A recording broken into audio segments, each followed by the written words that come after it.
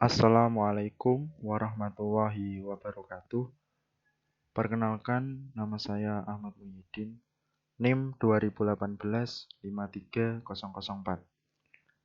Di sini saya akan mempresentasikan salah satu materi dari audit sistem informasi, yaitu pada bagian pengantar audit sistem informasi. Menurut Wikipedia, audit adalah sebuah pemeriksaan dalam arti luas bermakna sebuah evaluasi terhadap suatu organisasi, sistem, proses, atau produk. Audit dilaksanakan oleh pihak yang berkompeten, objektif, dan tidak memihak, yang dimana seorang yang melakukan audit disebut auditor. Tujuannya adalah untuk melakukan verifikasi bahwa subjek dari audit telah diselesaikan atau berjalan dengan standar ataupun regulasi dan praktik yang telah disetujui dan diterima. Bila diringkas, audit merupakan evaluasi terhadap suatu organisasi, sistem, proses, atau bahkan sebuah produk. Yang melakukan audit harus pihak yang berkompeten, objektif, dan tidak memihak, dan disebut sebagai seorang auditor. Tujuan dari audit adalah 1.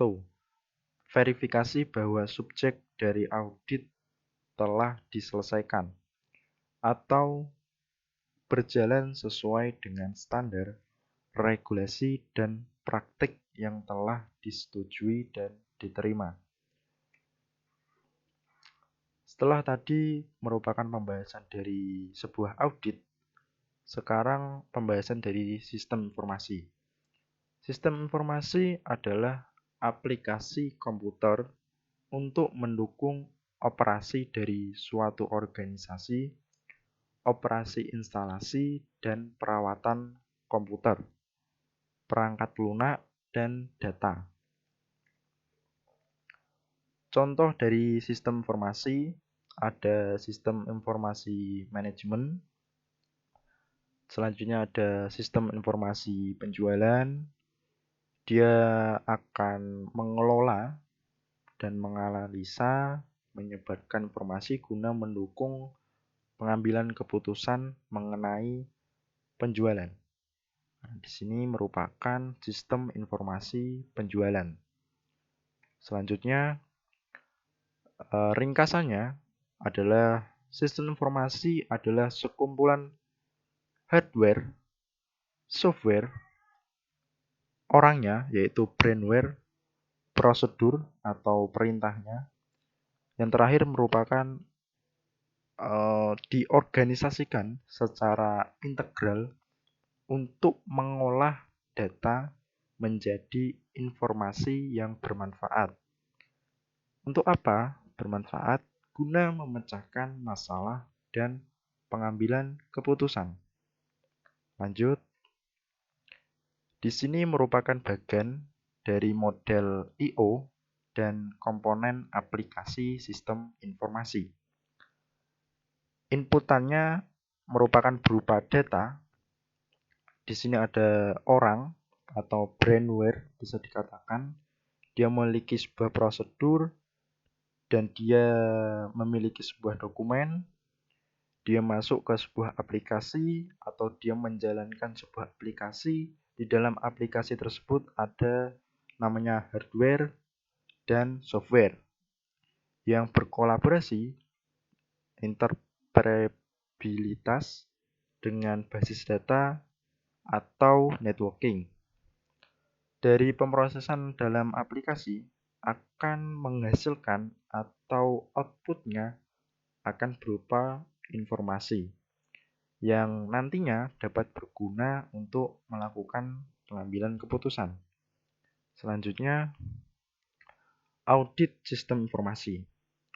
Audit sistem informasi menurut Ron Weber adalah proses pengumpulan dan penilaian bukti-bukti untuk menentukan apakah sistem komputer dapat mengamankan aset, memelihara integritas data, dapat mendorong pencapaian tujuan organisasi secara efektif, dan menggunakan sumber daya secara efisien. Selanjutnya, tujuan audit sistem informasi, yaitu ada 4. Pertama, mengamankan aset. Kedua, menjaga integritas data. Ketiga, menjaga efektivitas sistem. Yang terakhir, mencapai efisiensi sumber daya.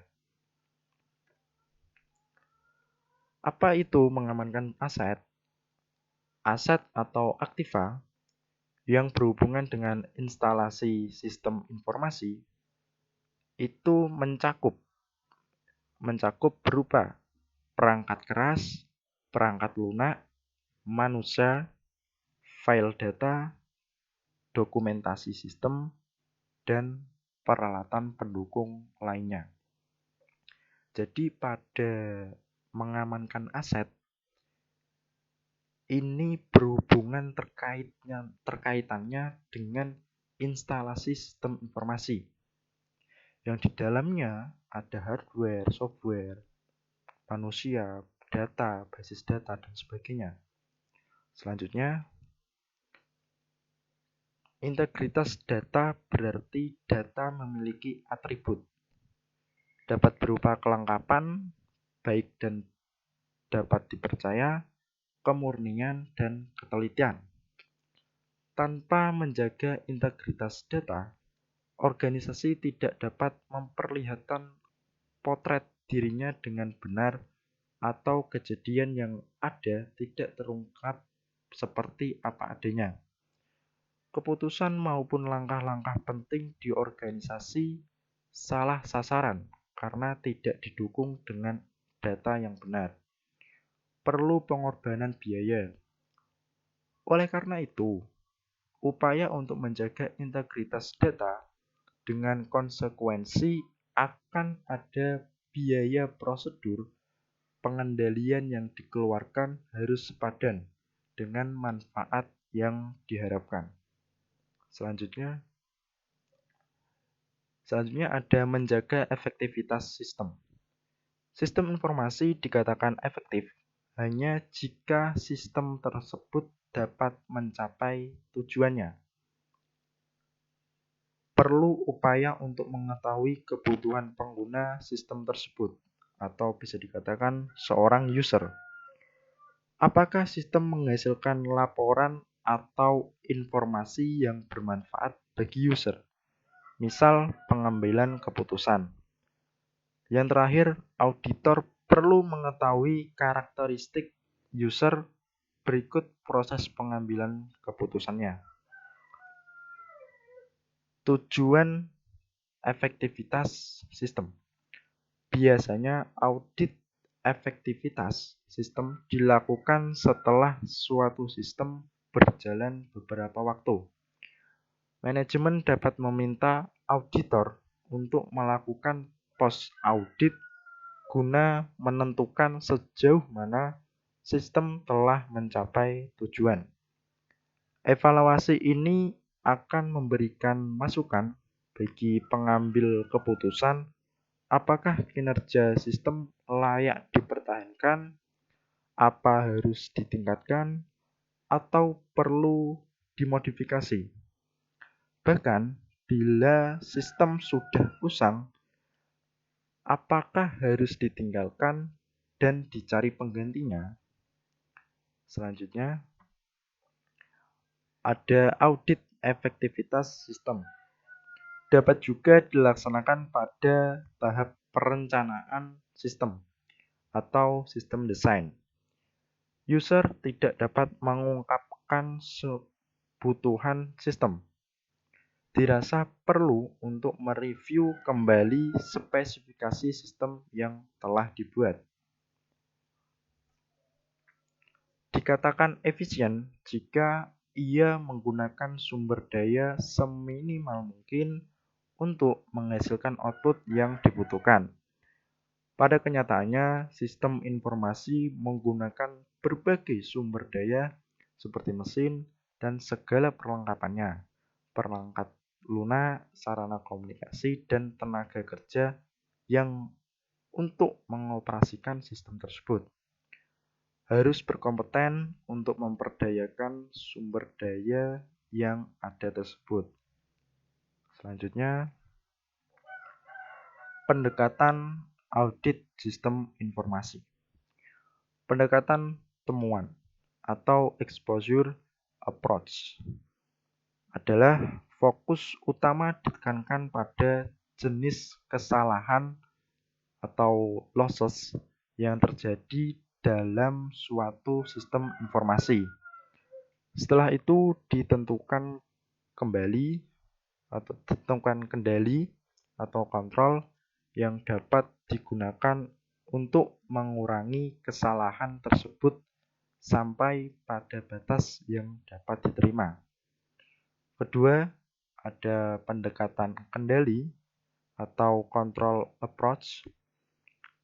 Merupakan fokus utamanya adalah kendali-kendali di dalam suatu sistem informasi yang dapat digunakan untuk mengurangi kesalahan sampai pada level yang dapat diterima.